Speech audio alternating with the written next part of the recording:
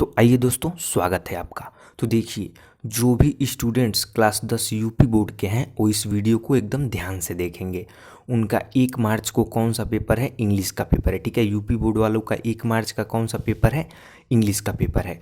और उस इंग्लिश के पेपर में कौन सा पोएम आएगा, उसी पोएम को आज हम लेकर यहाँ पे आए हैं। ठीक है, और उस पोएम को याद करने के तरीके को भी आज हम आपको बताने वाले हैं। ठीक है, तो इस वीडियो को एकदम एंड तक देखिएगा। तो चलिए वीडियो को स्टार्ट करते हैं। वीडियो को स्टार्ट करने से पहले हम आपको बता दें कि अगर आप चैनल पे नए हैं और क्लास 10, 11 और 12 की तैयारी एकदम बेहतरीन तरीके से करना चाहते हैं तो चैनल को सब्सक्राइब कर लीजिए, क्योंकि यहाँ पे क्लास 10, 11 और 12 की तैयारी एकदम बेहतरीन तरीके से कराई जाती है।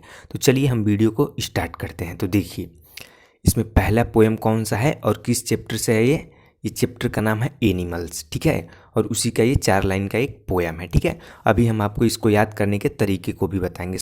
सबसे पहले आप इस एनिमल्स चैप्टर के बारे में 2 लाइन समझ लीजिए, उसके बाद ये पोएम आपको याद करने में आसानी होगा। ठीक है, एनिमल चैप्टर में किसकी बात हुई है?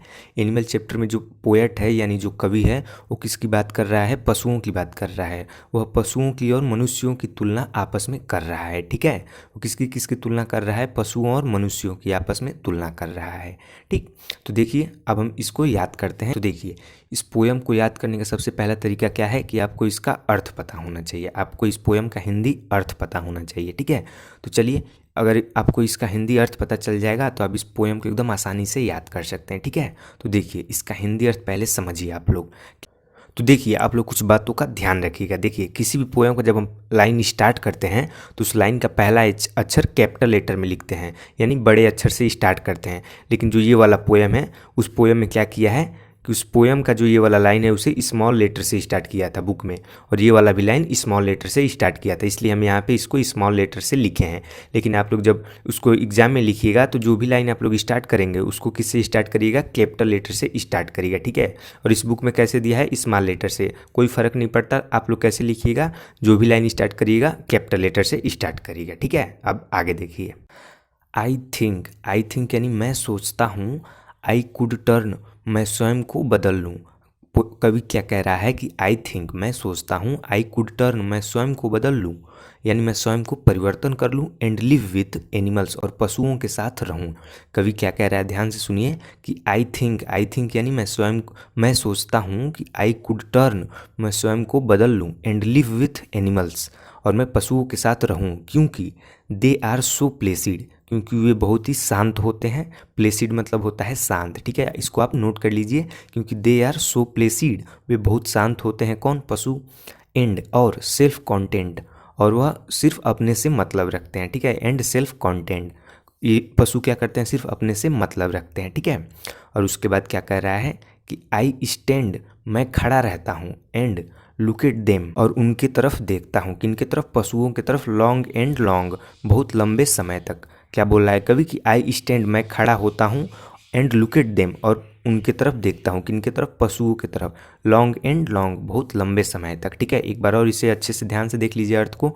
आई थिंक, मैं सोचता हूँ, आई कुड टर्न, मैं स्वयं को बदल लूँ, एंड लिव विथ एनिमल्स, और पशुओं के साथ रहूँ, क्योंकि दे आर सो प्लेसिड, वे बहुत ही शांत होते हैं, एंड सेल्फ कॉन्टेंट, और स्वयं से मतलब रखते हैं। ठीक है, और क्या बोला है कि आई स्टैंड, मैं खड़ा रहता हूँ, एंड लुक एट देम, और उनके तरफ देखता हूँ। लॉन्ग, ठीक है, और बहुत लंबे समय तक देखता हूँ। ठीक है, तो इसको ये अर्थ पता हो गया। अब आप लोग इसको एकदम आसानी से इसको याद कर सकते हैं। ठीक है, और ये किस चैप्टर का है? एनिमल्स चैप्टर का। इस चैप्टर से इस साल बोर्ड एग्जाम में जरूर पूछेगा पोएम। ठीक है, ये था एनिमल्स। अब दूसरा पोएम किस चैप्टर से है? दूसरा पोएम है चैप्टर फायर एंड आइस से।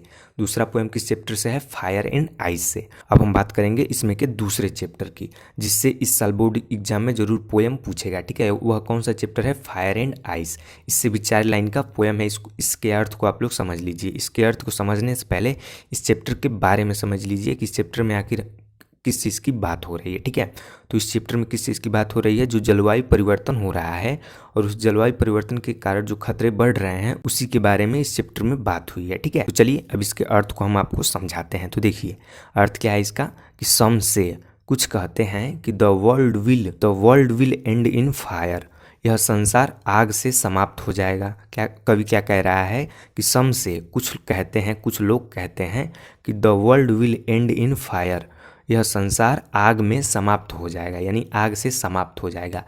सम से, और कुछ कहते हैं कि इन आइस, और कुछ कहते हैं कि यह बर्फ़ से समाप्त हो जाएगा। कभी क्या बोला है कि कुछ लोग कहते हैं कि यह संसार आग से समाप्त हो जाएगा, और कुछ लोग कहते हैं कि यह संसार बर्फ़ से समाप्त हो जाएगा। ठीक है, और उसके आगे क्या है, from what I have tasted of desire, what I have tasted, जो मैंने अनुभव किया है, टेस्टेड यानी अनुभव किया है, from what I have tasted, जो मैंने अनुभव किया है, ऑफ डिजायर, अपनी इच्छा से। कभी क्या बोल रहा है कि जो मैंने अनुभव किया है अपनी इच्छा से, डिजायर यानी इच्छा से। I hold with those, I hold with those, मैं उनका पक्ष लूँगा, हूँ फेवर फायर, जो आग से सहमत हैं। क्या बोल रहा है कभी कि आई होल्ड विथ दोज, मैं उनका पक्ष लूँगा, हूँ फेवर फायर, जो आग से सहमत हैं। फेवर यानी सहमत है। अब आप लोग इसका अर्थ समझ लिए हैं तो इसको याद करने में आपको कठिनाई नहीं होगी, और इन दोनों पोएम को आप लोग अच्छे से तैयार कर लीजिए, क्योंकि ये दोनों पोएम इस साल बोर्ड एग्जाम में ज़रूर पूछेगा। ठीक है, तो चलिए, अगर आपको वीडियो अच्छी लगी है तो वीडियो को लाइक कर दीजिए, और चैनल पे नए हैं तो चैनल को सब्सक्राइब कर लीजिए, क्योंकि यहाँ पे क्लास 10, 11 और 12 की तैयारी एकदम बेहतरीन तरीके से कराई जाती है। तो चलिए अब मिलते हैं नेक्स्ट वीडियो में।